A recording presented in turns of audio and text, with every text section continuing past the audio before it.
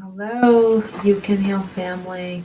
I am logging on now for our tuck-in time, and I'm like an hour behind. I got caught up on a phone call, but I'm here, and the day is not over yet. So, as promised yesterday, we're beginning day 17 today, where we are talking about boundaries.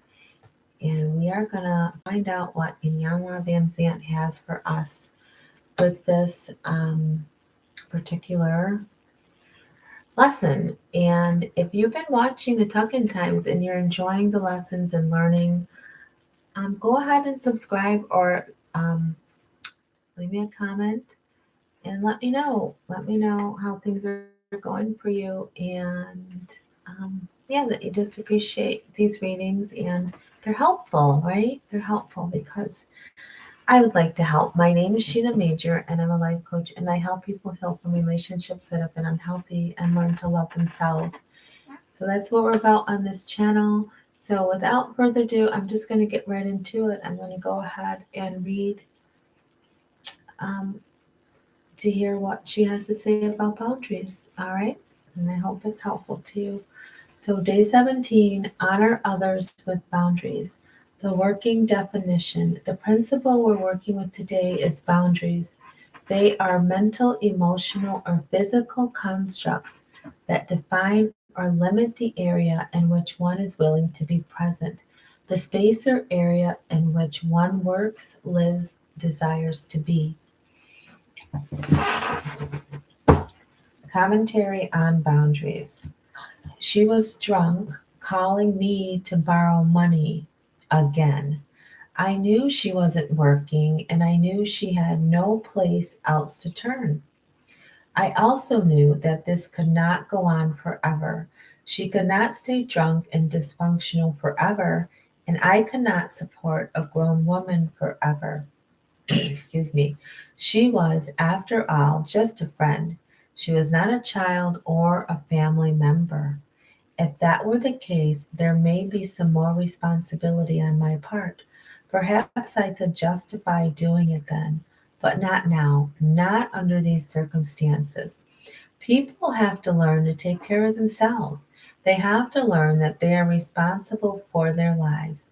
If your life is not working, whose responsibility is it? What are we supposed to do when those around us cannot seem to get it together? How much is too much? How long is too long to give and care and support somebody else? Just thinking about it made me mad. The funny thing is, I was mad at myself for overstepping my boundaries and getting myself involved in someone else's life.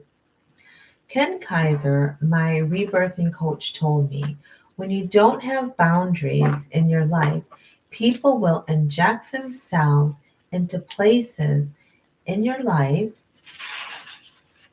where you do not want them and where they have no business being. Boundaries are like drawing a line in the sand and saying, beyond here, I will not go and you cannot come. The key is to be very clear and very committed to what you are willing to do if the line is crossed. Now, there's a very key word what you are willing to do if that line is crossed. On the day he said that to me, I had to come to the stark realization that my life had been like a big picnic ground with everyone and everything all mixed together. Strangers were in my kitchen and my bedroom. Family members were rummaging through my very personal things. Business, social, personal relations were all intertwined. Everybody knew everybody else, and everybody had something to say about everything. People were running amok in my life, and there seemed to be nothing I could say or do about it. There were no boundaries.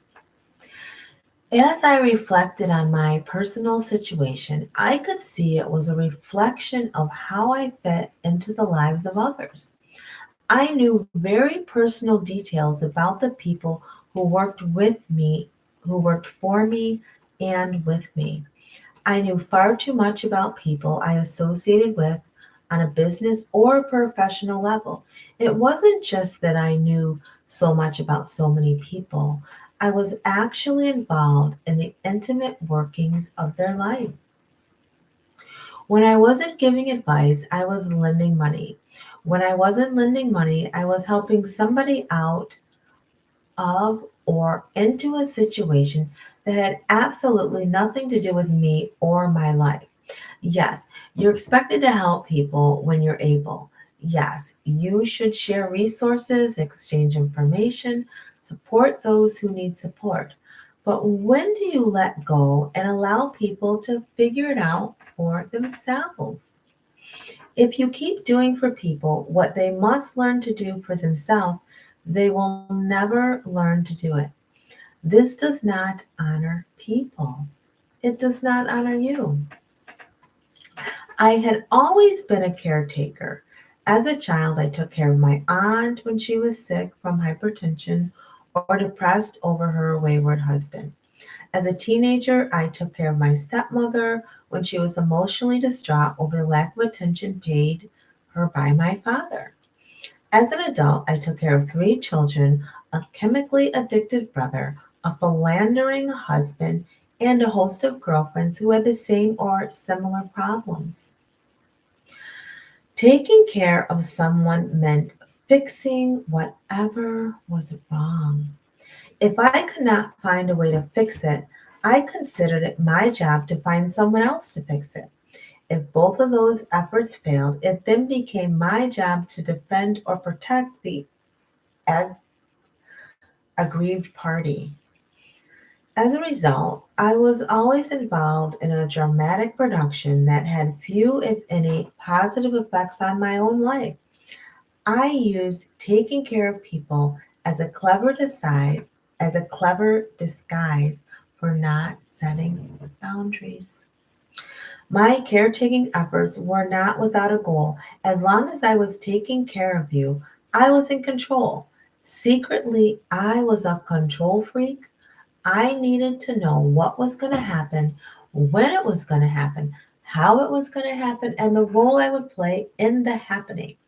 By taking care of people, I was in control of what they did to me, how they did it, when they did it, and if they did anything at all. I called the shots, which meant I could not be hurt. I could be used and manipulated, but that's different.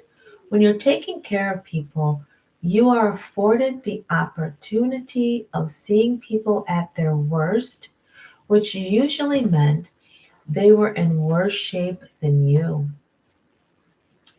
I had a covert investment in seeing other people stay there. As caretaker, I got the chance to see people when they were weak, which meant I was not so weak. It's strange how being around weak people makes you feel stronger, even when you do not believe you're strong. Taking care of and being in control of the lives of other people takes time, energy, and attention away from the only thing you really have to deal with in life yourself. However, in order to take care of yourself, you must have boundaries.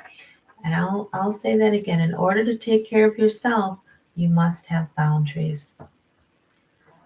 That was a very, very important paragraph. Let's continue. The call from a distressed girlfriend put me on notice that I needed to draw a line in the sand again. I was running away from myself again. I was fighting for control again. I was supporting people and being weaker than me again. My life was not going well at that moment, and I had been spending too much time fixing problems that were not my own and becoming too deeply involved in lives that were not my own. If I set myself up to be a crutch, I would deny people the opportunity to learn what they needed to learn in order to stand on their own. Excuse me. Like me, my friend needed boundaries. She needed to know how much to drink, how much to spend, and when to stop before she got herself into trouble. If I continued to rescue her from her lack of boundaries, she would never figure out how to make her life work. A lack of boundaries will not only make your life uncomfortable, it helps you help other people in making their lives uncomfortable. You cannot honor others when you support them in self destruction. You cannot honor others when you support them in self destruction. If I lent her the money again, she would not pay it back again, which means I would be very upset with her again. Where there are no boundaries, the same bad decision has an opportunity to be repeated. I had too much to do. I did not need to be upset with myself or anyone else. If I did not make a statement about how her drinking was affecting our relationship this time, she would think that she was doing okay, that she was doing okay. She would think, let me start that over. If I did not make a statement about how her drinking was affecting our relationship this time, she would think that what she was doing was okay next time. Most important of all, I realized this had nothing to do with an inebriated woman crying about being put out of her townhouse. This was about my need to honor her choices and honor myself. I did not feel good about giving her the money. And if she were sober, she would probably not feel so great about asking me for it. We needed boundaries in our lives and in our friendship. It was on me to draw the line in the sand. I do not feel good about you when you drink to the point that you are right now. When you're like this, I would appreciate not hearing from you. I also don't feel good about the coincidence of your being drunk and needing to borrow money for some essential part of your life. So let us establish that I am your friend. I'm here for you if and when you need me. However, let that need not be tied to you taking care of your basics. Rent is a basic. Food is a basic. Getting to work on time is a basic. If you want to go shopping or on vacation, call me. I'll go with you, or I'll lend you the money to go alone. You take care of your basics, and I, your friend, will support you in getting the frills. Oh, hi, Tracy Ann. Thanks for joining me. I hope you were able to hear most of that because there was some really good stuff in there about boundaries. And I'm getting on here really late. I got tied up in a phone call. I didn't get home till after 9:30 tonight, and I got tied up in a phone call. But this lesson that Iyanla Vanzant is talking about is boundaries tonight, and it was really good. So hopefully you'll have the opportunity to go back and listen to the commentary she had on it because there's so many good points in there about how to set boundaries for ourselves and stay healthy, right? That was a good passage. Oh, okay, you caught the last half of that. Okay, great. That's good because it was really good. So now we're on the commentary part, and I really hope I can read it. It looks like it's dated April. Looks like April 4th, 2019 is when I wrote this. So after reading today's commentary, I realize I've drained myself. I've been left with nothing to give my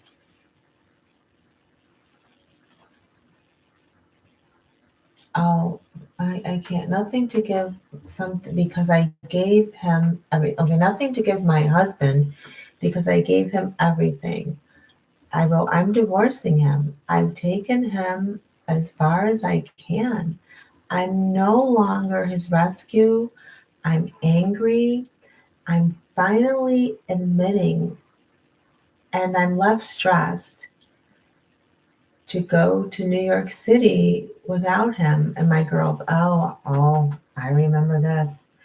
we were planning a vacation and things were going crazy in my house, and I had to drive to New York City because I didn't want to disappoint my daughters because we had planned a trip.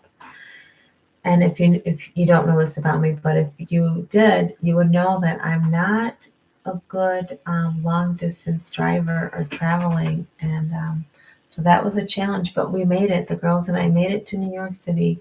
We saw Ground Zero, and we did end up having a wonderful vacation. I wrote honestly something. Oh, and I want my girls to go, and honestly, I don't. Okay, so I really didn't want to go. My anxiety and depression is back today. And last night, after my phone call, uh, my life isn't about, and I won't say the name because his, oh my gosh, my writing's so bad. He's not here. It's about me repairing years and layers. Just be present, getting life coaching certification is something. Don't be down on yourself. God knows where I'm going. A little bit at a time, a little towards my goals each day. Commit to type, commit to something at least once before I leave. So yeah, my writing's so bad, but you get the idea, right? You get the idea. The next journal prompt says the key phrase or phrases I want to remember and work with today are: I controlled his life, my life was managing his, I must find me, keep reading Shena, and moving forward.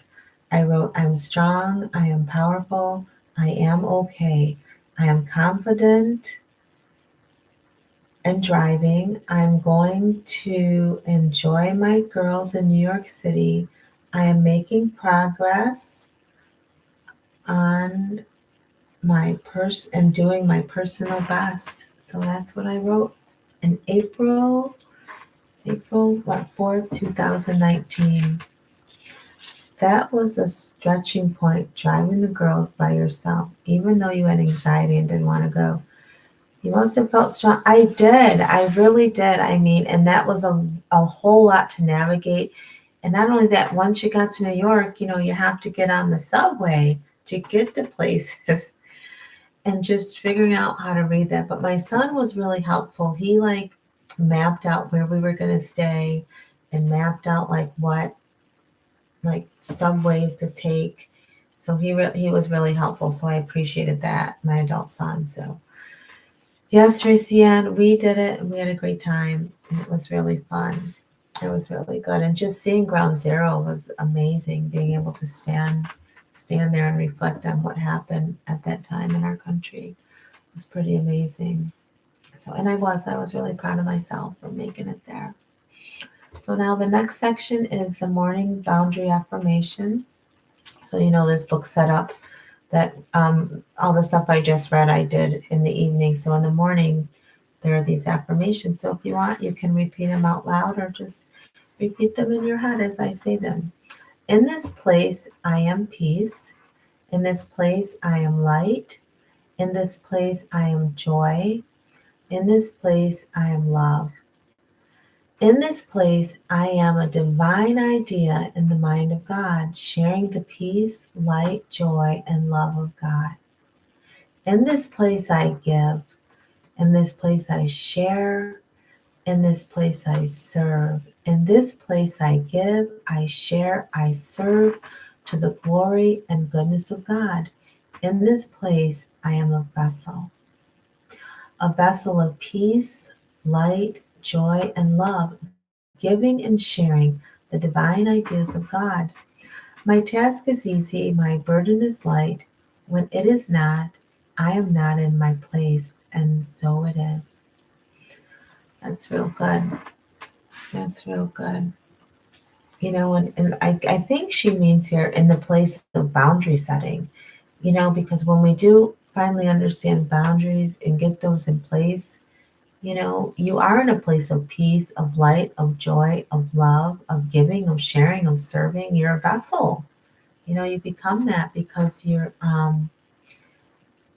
making sure that you're not allowing other people to wear you down. I'm telling you, the boundaries, and I always teach this, the boundaries are more for keeping you in than keeping other people out. So that's really good. Hi, Q Scott, in my most quiet voice as I enter. Oh, you're so cute. It's adorable. That's adorable. So, Q Scott, now we're on the part of the day 17 where we are going to say the let me remembers. So, this is what Miss Vanzant wants us to remember. Let us remember that boundaries allow me to take care of myself, right? So Q Scott and Tracy, Q Scott and Tracy, and boundaries allow you to take care of yourself. Boundaries enable others to take care of themselves. And that's so true because if we're not setting boundaries, we're not giving other people a chance to do for themselves what they need to do. We need to remember that boundaries create the freedom of choice. Let us remember to give, share, or support need not mean taking care of people. So we can still be giving people, sharing people, and supportive people without taking care of people. And that's a big difference in finding out how to do that. And in order to find out how to do that, you've got to get your boundaries in place. Q Scott, I don't know when you came in the room, but if or when you have the opportunity, go back and listen to the commentary because Miss Van Zant had some really, really good stuff in there. If you have struggled or are or ever struggled in the area of boundaries, she's got a lot of wisdom in there. She also said, let us remember I can say no and still give love and support. That's good, right? And then boundaries keep me in my divine right space. I love a good boundary, don't you? Do you love a good boundary? Can I get an amen for a good boundary in place? I'm telling you, boundaries cut my sanity when I figured them out and realized I could have them. I didn't feel crazy anymore, I coming out of that crazy making state. Yeah, they're necessary. Absolutely. All right, so now we're on the evening journal, and it looks like I answered the first one. And Q Scott, I read this day back in April 4th, 2019, and for this, the evening journal questions, I answered the first one, but the last two I did not. So I'm going to answer them, these prompts right here in this present moment. So you guys get to actually hear where I am right now. So this is going to be interesting. Today, I realized I do not have clear boundaries because I need boundaries in my mind. Let's clarify them. Stop thinking of, and it's the name of my ex-husband, in upsetting ways. Whether I go to New York City or not, I want peace. I guess in the other journal questions I had answered, I was talking to Scott about not being able to take a trip with my whole family, just my girls and I. And I was determined to have peace whether I went or not. And then I said, take pressure off myself. Um, and then I referred to a program I started in my old church called Women Growing in Grace, and to gain confidence, and to work on my coaching training. All right, so these next two journal prompts I did not answer that day. So let's see what my answers are in this present moment. Today, I was tempted to cross my boundaries when. Um, no, I can honestly say I was not tempted to cross any boundaries today. Absolutely. So that's good. That's progress then. That's good. The next bump said, "Today I realize it is necessary to have boundaries because um, I'm going to have to say because they bring me a sense of peace and they bring me a sense of calm, and boundaries keep me focused on my personal development and who I want to continue to become as a woman." So, yeah. And boundaries also make me realize that I am important. And I say that a lot in my earlier videos. You're important and you matter. I say that a lot. And it's true. And when I set boundaries and hold to them, it reminds me just how important I am and how much God loves me. And it's the same for you too. Like setting boundaries, you're reminding yourself that you matter and you're important and you're not going to allow other people in your space, and you're not going to put yourself second anymore. You're going to put yourself first, and that's not selfish. And that's a good thing. So that's our lesson for tonight. I hope you enjoyed it. I did. I always love learning about boundaries. And I'm just finding that going back through this book is interesting because it doesn't bring up old stuff to make me feel sad, but it reminds me of the growth that I've made, and that's good. And then I'm still learning because some things she said tonight are such good reminders and refreshers. So happy about that. All right, ladies, and anyone else under the sound of my voice or who's listening back to the replay, I hope that helped. And I love you. I really do. And I'm just hoping that you continue to grow on your healing journey wherever you are on it. And always remember that true healing begins with self-love. Why? Because God is love and He lives on the inside of you. So with that, we're going to close out. And I want to say thanks for joining me. And I'll see you tomorrow. For sure. My goal is 10 o'clock, talk-in time at 10 o'clock, but, things happen. So we'll have to just hope for the best and stay in God's will. Okay, Tracy Ann said, "I find that if I do um, re- review, maybe she said journals, it's years later." Yeah, you guys have a restful night. See you this week. Yeah. Oh, reread. Okay. I find that if I do reread journals, it's years later. Yeah, it's good to go back and hit those journals up and just to see growth and see if you've made progress too. And if you still need to work on some things. So that's awesome, Tracy, and keep it up. And keep writing in your journals too, for sure. All right. I'll see you guys tomorrow. Bye.